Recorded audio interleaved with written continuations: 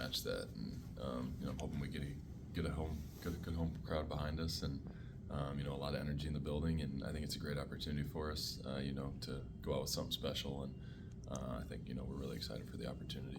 What's it gonna be like one last time playing at Carver? It's pretty special. Being a kid from the state and having one chance to just one more game to kind of do this thing, through all the ups and the downs and how tough this year has been.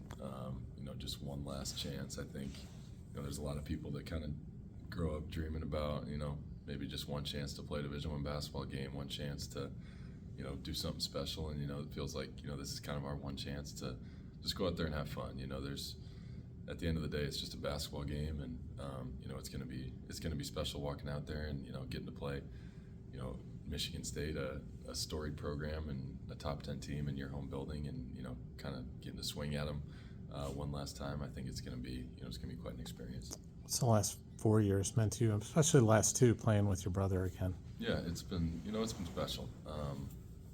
There's been a lot of really, really tough days. There's been a lot of really, really good days. I think back to my first few days here, and even coming out of high school, all I really wanted was, nobody told me that, nobody was really giving me a chance to have a good or great career here at Iowa. I was kind of under recruited. I came out of COVID, and I was really just coming out of high school hoping that I could make an impact on this program.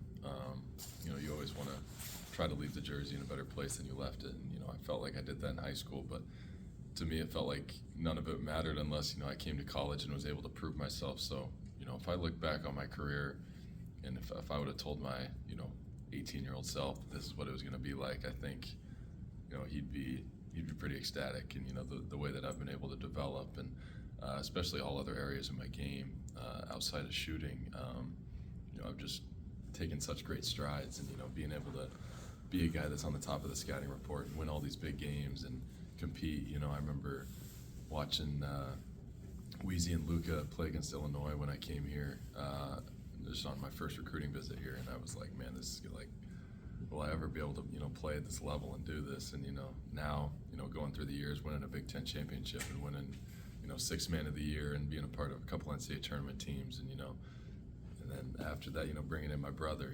having him be here with me, and just getting the chance to kind of live out my dream and do so many great things. Right now it kind of feels like a lot of that's being overshadowed by kind of the circumstances of this season, and this isn't really the season that I've really wanted to be defined by, but in a way this is kind of like the person that I am and kind of what I want to be defined by. When times were the toughest and when things weren't going well, I stayed true to my character. I kept fighting, and when I had every out possible, I could have called it in January, I could have called it in November, I could have backed out, could have backed down, but I never did. And I think that's what I'm most proud of myself for, because it hasn't been easy, and there's been a lot of bumps and bruises and a lot of tough days, and a lot of people quitting on us. Got death threats, I've got all sorts of stuff this year, but I never quit. And it hasn't been easy, but I think of all the years, I think this might be the year I'm the most proud of myself. Death threats? I like to laugh, but like on social media, or? Yeah, it's been, I eventually I've tried to basically lose my phone for a while, but it was tough, and it affects you, and you're just playing a game, you just want to be a kid, and that stuff can bother you, and it got under my skin a little bit, but I'm really, really thankful for people I have around me, starting with my parents. They've been with me every step of the way, and they've been supporting me, and they've been they've been at every game this year, which they're like, it's such a cool thing to have them there, watching me and Price, and even when we're losing, they're there giving us hugs after the games, and they're talking to me and just keeping me afloat, when things have been really tough. But it's the coaches, my teammates, I love all those guys, and it hasn't been the best year, but there's been so many good things, and 5 years down the line, when I look back on this, I'm gonna be so proud of what we did accomplish. Price seems like he's found another gear, maybe how to make the most out of limited minutes off the bench. What have you seen click for him in the last 6 weeks? I just think that he knows he can do this now, and he's established himself in this league as, a threat and a really good player, and he's doing a lot of things. He's rebounding really well. He's making shots. He's getting to the rim, and that's his game. And I'm really excited to watch him, down the line, and even these last few games, and just seeing how he can progress. And he's got such a bright future, and I hope he ends up, a better player than I am. That's always been, my goal as an older brother, is just to see him flourish. And he's got all the opportunity and all the weapons to do that. And when you're an emotional player, sometimes it's easy to lack perspective, but it seems like you've really thought about just kind of your career and over the course of the season, I guess, how are you able to kind of balance being emotional but also kind of understanding there is going to be a bigger picture to all of this? Yeah, well, not well. There's been a lot of really tough nights, and it sucks. Like, this season is just, it hasn't been what I dreamed of. When I made the decision in May to come back to school, you have all these goals and these dreams, and you picture what it's going to look like, and things have gotten in the way of that. Things haven't turned out the way they are, but I think my perspective just comes from the people in my family. They talk about their experiences, and I've talked to a lot of other players about their experiences and kind of what they remember. And it's hard when you're going through it to think about that down the road you're gonna have all these great memories of this place and all the relationships, but while you're in it, it just sucks. But there's been a lot of tough games, a lot of tough nights, but there's so many good people around this program and around me that they've really kept me afloat, and just keep pushing and keep fighting. And we still got a few games left to just keep fighting, and it's exactly what we're gonna do. How has Fran handled it?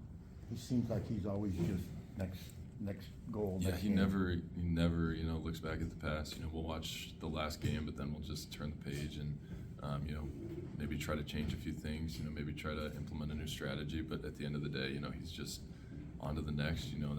He's been in this league for a long time, and that's kind of what you have to do. The games just keep coming at you, so it's not easy to you look at the schedule, you don't see many wins. Sometimes you have to go out there and earn them, and he knows that. And he just keeps on churning. As you got to know Coach McCaffrey more, how is your relationship with him evolved? At first, you see him on TV when I'm growing up, and I was a little intimidated by him, when he started recruiting me. But now, he's a really good dude. He gets he gets kind of a bad rap because of his antics on TV. But all that is just caring for us and wanting the best for his players. And that's what I've noticed, throughout the last 4 years, is just how much he really does care about us and wants to protect us. And, he does everything that he can to be almost like a father figure to us and just take care of us. And, I know this year probably hasn't been easy on him, but, it's never really shown in the way that he approaches things. And, I'll always appreciate him for that. Some fans are mad that he's not getting upset like he used to. They want him to show that emotion. What are your thoughts on that? Because when he was doing that, fans were like, "Oh, this is an embarrassment to the." He can't win. It seems like in this situation. Oh, I feel like you can't ever win in today's age with anything you do. It's kind of what it seems like. There's always going to be the criticism, but he's a good coach, and I love him to death, and he does a good job of just kind of blocking all that stuff out, which can be hard to do, but I guess it's pretty hard to make anybody happy, and I mean, people have their reasons. I've been an upset sports fan before too, so I get it. But it can be tough, and just know that I'm sure we care a lot more about this than pretty much everybody else. I'm sure you do. Peyton, you mentioned that. You mentioned that right there, and I think, well, to be frank, I think fans very easily lose perspective of this season and just how hard it's been. I guess you mentioned getting those messages on social media. Like, how hard has this been for you? It hasn't been easy. Like I said, when I made the decision to come back in May, I did it. I did it for myself, but I did it for this program. I love this program, and I wanted to do so many great things, and I felt like there were still things that we hadn't accomplished, and I worked as hard as I ever have. I've never worked as hard as I did this off season. From the day that Utah game ended in the NIT till up to the season, and the off season was tough because I was dealing with some pretty bad injuries and fighting through it and wasn't able to really get a rhythm. And then when one injury ended, the next one kind of came early in that Washington State game. I got hurt pretty bad and kept playing through it, but wasn't myself and lost rhythm and wasn't able to do the things that I normally do to keep rhythm. You know, getting shots up outside of practice and working on game reps. So it was kind of a new experience. You know, I struggled personally for a while, but you know, there's been a lot of good moments.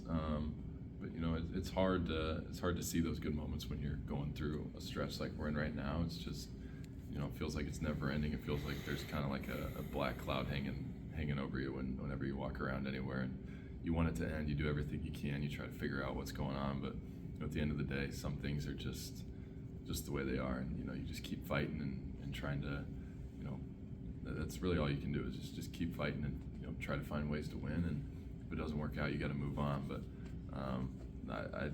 I can't imagine there's many people who hate losing more than I do, and I pretty much beat myself up from the minute it ends till the time the next game begins, and that comes with added pressure. And you know, I think my pursuit of, you know, being as good as I can has paralyzed me at times, and it's kind of affected my play.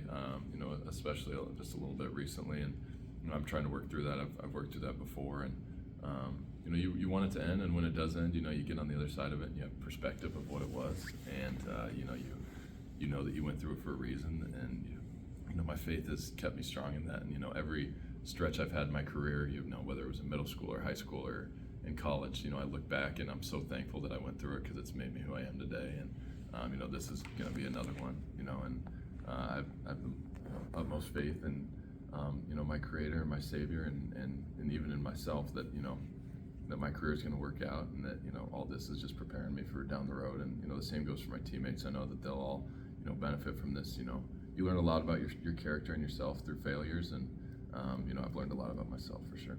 You mentioned last time reading some Bible verses when you had the big second half against Nebraska. You mentioned your faith in the last one. You mentioned your faith a couple of different times this year. Are there any verses that you feel like particularly describe, or that you go to time and time again, and how does your faith kind of help you through the season? Yeah, there's been you know, there's been a lot of people that have helped me in my faith journey throughout the last 4 years. We have a thing called Athletes in Action here at the university, and we have Tim Spark and Jim Goodrich, who, you know, we do Bible studies all the time, and they're sending me stuff before and after games, you know, just giving me perspective. And you know, that's kind of, you know, what I've had to realize is, you know, the victory is already won, and just to live in that. And you know, there's Bible verses I go to, Philippians 4:6 I have on my phone, that, you know, I'll look at halftime of road games and stuff. And you know, there's that kind of frees you up, and you know, there's a much bigger purpose. Like, this is just a game. You know, my grandpa used to say that, and you know, my dad always says that, and you know, that's why, you know, finding the fun in it again is, you know, when I'm at my best. And you know, that's what I just need to realize. Okay, thanks. Thanks, Peyton.